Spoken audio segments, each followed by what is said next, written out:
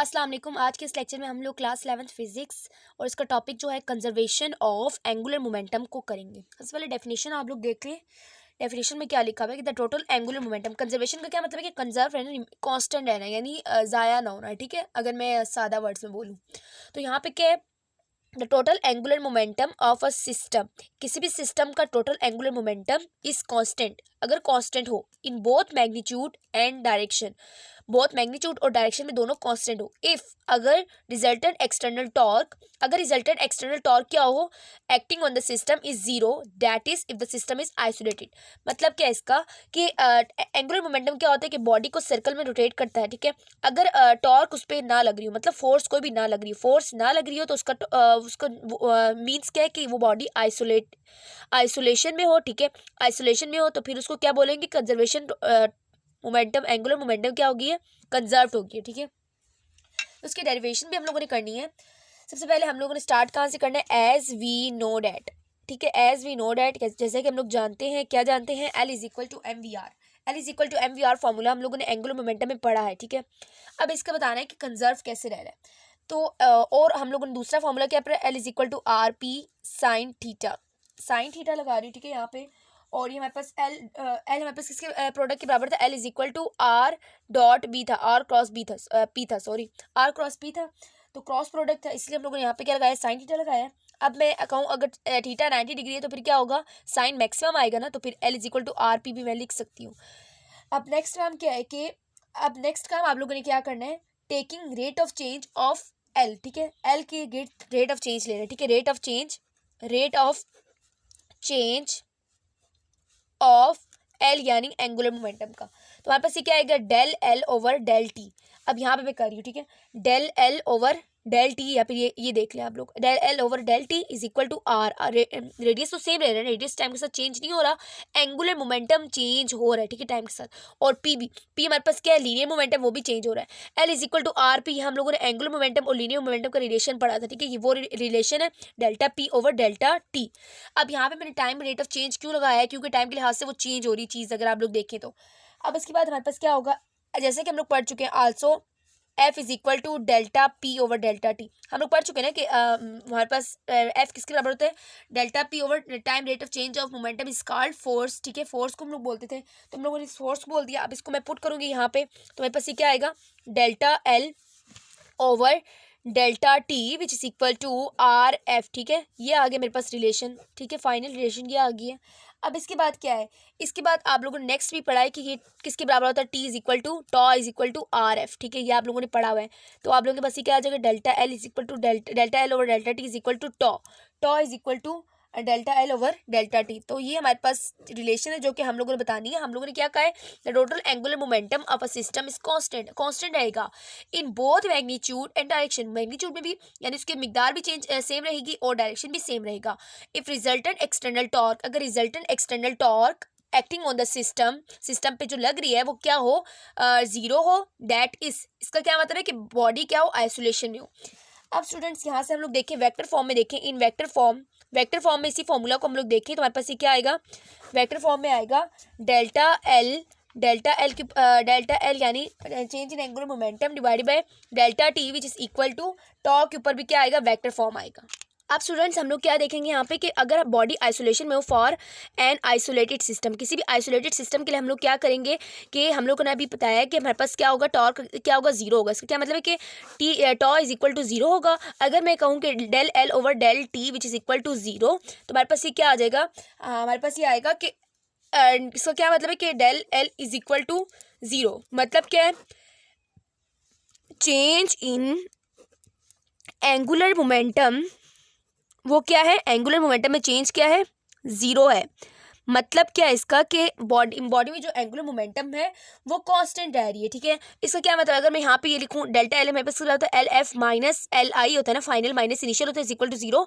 इसका क्या मतलब है कि इनिशियल को अगर मैं इस साइड पे ले जाऊँ, राइट साइड पे ले जाऊँ, तो मेरे पास ये क्या आ जाएगा, del L F is equal to L I, यानी चेंज इन एंगुलर मोमेंटम क्या, जीरो है। मतलब क्या है कि कॉन्स्टेंट है। ठीक है, एंगुलर मोमेंटम हमारे पास क्या रह रही है, कॉन्स्टेंट रह रही। तो उस तरह हम लोगों ने देखा कि कंजर्वेशन ऑफ एंगुलर मोमेंटम होती कैसे। ठीक है, अगर मैं नेक्स्ट टाइम आप लोगों को बताऊँ कि L F is equal to L I. अब L F is equal to L I के लिए आप लोगों ने फार्मूला पर L is equal to I omega पढ़ा हुआ है, और L F is equal to L F हमारे पास क्या आई एफ ओमेगा एफ, और एल आई क्या है आई स्मॉल आई और ओमेगा आई, ठीक है।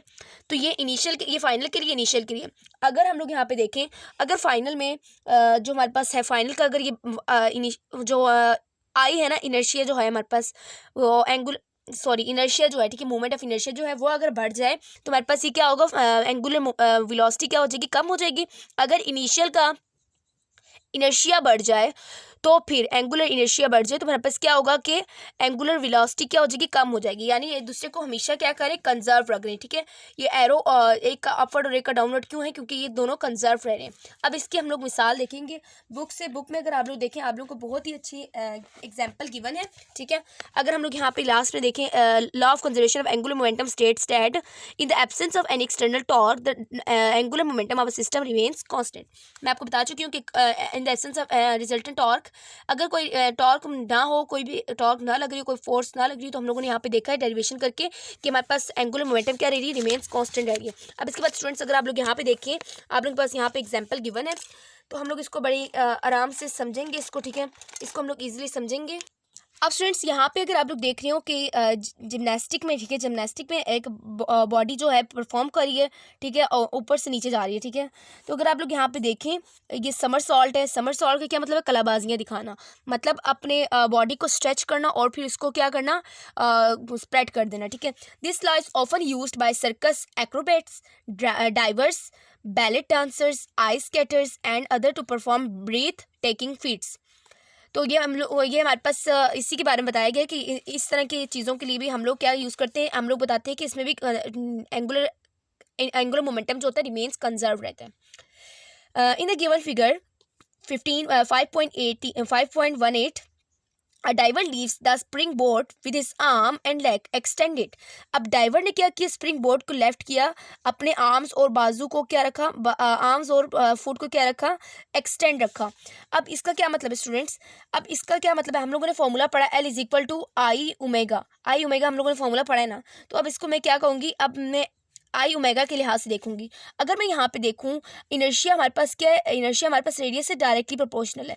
अगर मैं यहाँ पे देखूँ कि यहाँ पे क्या हुआ है कि स्प्रिंग बॉडी को उसने लेफ्ट किया, बाजू और टांगों को एक्सटेंड करके उसने लेफ्ट किया। अब at a small angular speed about a horizontal axis through his centre of the gravity, और उसने एक स्मॉल एंगुलर स्पीड ली थी। स्मॉल एंगुलर स्पीड की क्या मतलब, ओमेगा।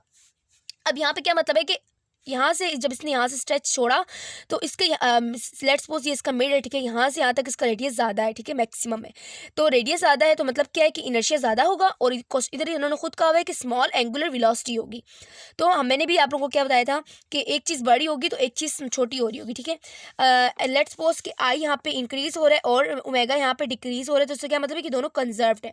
तो यहाँ पे भी यही बात की गई है। अब इसके बाद अगर आप लोग देखें कि when he pools his arm and leg in his movement of inertia become smaller, जब उसने अपनी बाजू और टांगों को अंदर किया है, यानी स्ट्रेच करके दोबारा से अपनी तरफ कर लिया, ठीक है, यानी इसको छोटा कर लिया, ये बोल सकते हैं, ठीक है। तो इससे क्या हुआ है कि मूवमेंट ऑफ इनर्शिया कम हो गया। अब यहाँ पे अगर आप लोग देखें, रेडियस क्या हो गया, कम हो गया, इसका ये मिड से लेकर यहाँ तक का रेडियस कम हो गया, और इसका जो वेलोसिटी एंगुलर वेलोसिटी है ना वो इंक्रीज हो गई है। अब ये किस पोजीशन में, क्लोज स्टक पोजीशन में।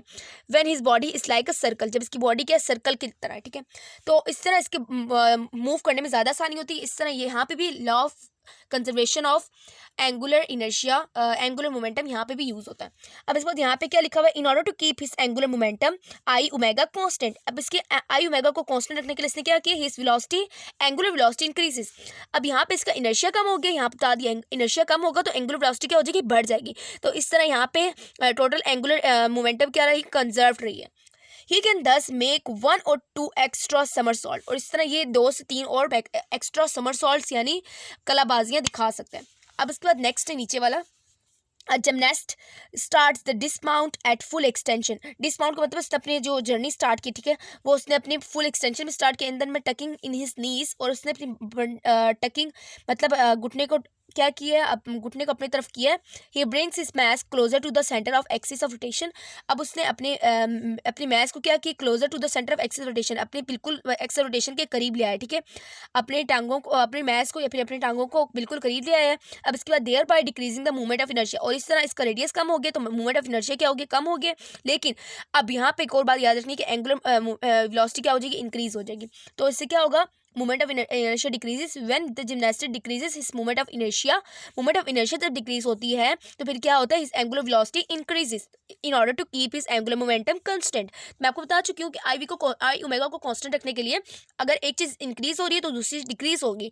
his increased angular velocity allows the gymnast to complete the rotation। तो इस तरह इसकी इंक्रीज जो हमारे पास है एंगुलर वेलोसिटी वो उसको अलाउ करती है कि वो क्या करे, अपने रोटेशन को कंप्लीट कर सके। अब इसके बाद लास्ट जो हमारे पास है तो बहुत मजे का था ये, आप लोगों को इजी लगा होगा।